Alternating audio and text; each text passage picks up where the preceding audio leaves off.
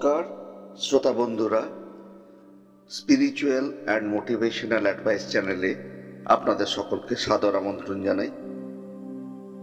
আগামী 1 মার্চ 2025 শ্রী শ্রী ঠাকুর রামকৃষ্ণদেবের জন্মতিথি। আর এই জন্মতিথির পরেই যে রবিবারটা আসে, সেই রবিবারে দক্ষিণেশ্বর মন্দির প্রাঙ্গণে শ্রী শ্রী ঠাকুরের আবির্ভাব স্মরণার্থে একটা উৎসবের আয়োজন করা হতো, এবং এর পিছনেও একটা ছোট্ট ইতিহাস আছে।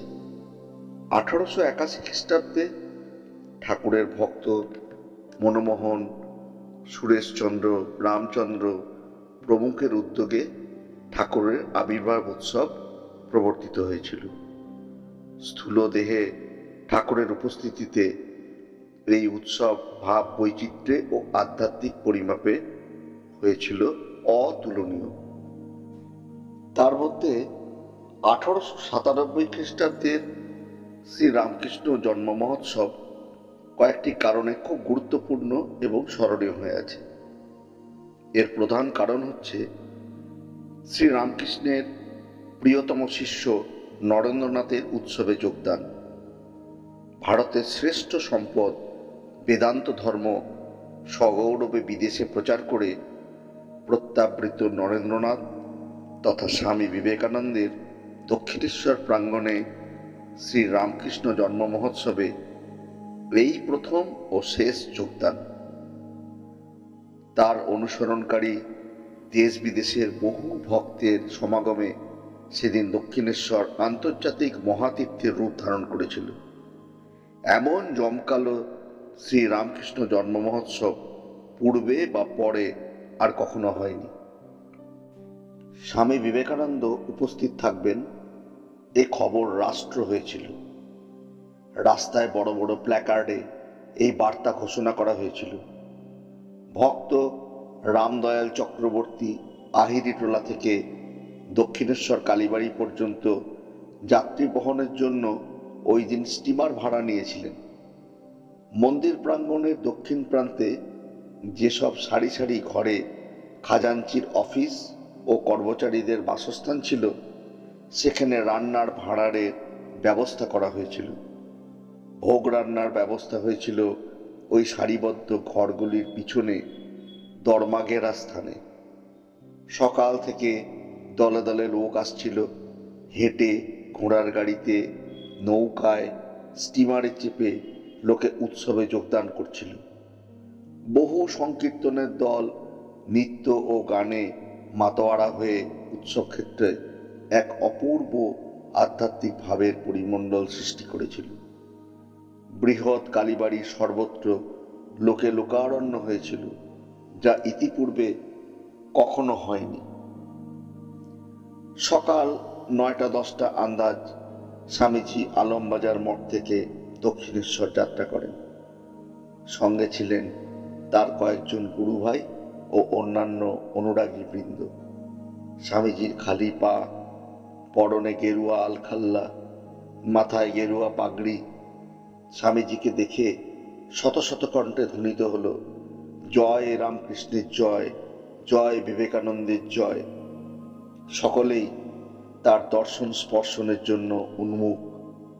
হাজার হাজার মানুষ তাকে অনুগমন করছিল। প্রথমে মা কালীর মন্দিরে, পরে রাধাকান্তের মন্দিরে ষষ্ঠাঙ্গ প্রণাম করে স্বামীজি ঠাকুরের ঘরে উপস্থিত হলেন। সেখানে লোকের ভিড়, কিন্তু ভাবের বন্যা। স্বামীজি তার ইংরেজ শিষ্যা মিস মুলার ও মিসেস সেভিয়ার এবং শিষ্য মিস্টার গুডউইনকে ঠাকুরের সাধনাস্থল, পঞ্চবটি, বেলতলা ইত্যাদি দেখাতে নিয়ে গেলেন। পথে বিজয়কৃষ্ণ গোস্বামীর সঙ্গে দেখা, পরস্পরকে প্রণাম ও অভিবাদন পূর্বক কুশলাদি প্রশ্ন করলেন। পঞ্চবটি মূলে সমাসীন ভক্তগণের মধ্যে বীর ভক্ত গিরিশচন্দ্রকে লক্ষ্য করে স্বামীজি বললেন, ঘোষজ, সেই একদিন আর এই একদিন। গিরিশচন্দ্র হাসতে হাসতে বললেন, তা বটে, তবু এখনো সাধ যায় আরো দেখি। বেলা বাড়তেই দক্ষিণেশ্বর মন্দির প্রাঙ্গণ লোকে লোকারণ্য, জনসমুদ্র স্বামীজির কণ্ঠে ভাষণ শুনবার জন্য উদ্গ্রীব। চারিদিক থেকে অনুরোধ উপরোধ আসতে লাগলো। স্বামীজি দাঁড়িয়ে বক্তৃতা দিতে চেষ্টা করলেন, কিন্তু হট্টগোলের মধ্যে তিনি তার কণ্ঠস্বর অপরের শ্রুতিগম্য করতে ব্যর্থ হলেন। ক্রমবর্ধমান লোকের ভিড়ের মধ্যে ঘুরে ঘুরে ক্লান্ত হয়ে তিনি অবশেষে 2-3টে নাগাদ একটা ছ্যাঁকড়া গাড়ি করে মঠে ফিরলেন। ফেরার পথে স্বামীজির সঙ্গী ছিলেন স্বামী নিরঞ্জনানন্দ ও শিষ্য শরৎচন্দ্র চক্রবর্তী। পথে স্বামীজি বলতে থাকলেন, কেবল অ্যাবস্ট্রাক্ট আইডিয়া নিয়ে পড়ে থাকলে কি হবে, এসব উৎসব প্রভৃতিরও দরকার। তবে তো মাসের ভেতর এ সকল ভাব ক্রমশ ছড়িয়ে পড়বে। যারা ধর্ম কি আত্মা কি এসব কিছুমাত্র বুঝতে পারে না, তারা এই উৎসব আমাদের মধ্য দিয়ে ক্রমে ধর্ম বুঝতে চেষ্টা করে। এই ছিল 1897 খ্রিস্টাব্দের শ্রীরামকৃষ্ণ জন্ম মহোৎসবের একটু ছোট্ট ছবি। এই ছবি সেই একমাত্র উৎসব যেখানে রামকৃষ্ণদেবের প্রধান শিষ্য নরেন্দ্রনাথ এই উৎসবে প্রথমবার এবং শেষবারের জন্য উনি এই উৎসবে যোগদান করেছিলেন।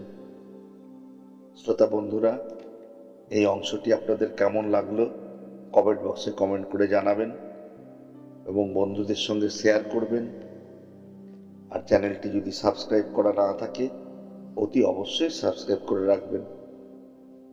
ঠাকুর, শ্রীমা এবং স্বামীজিকে প্রণাম জানিয়ে আজকের মতো শেষ করলাম।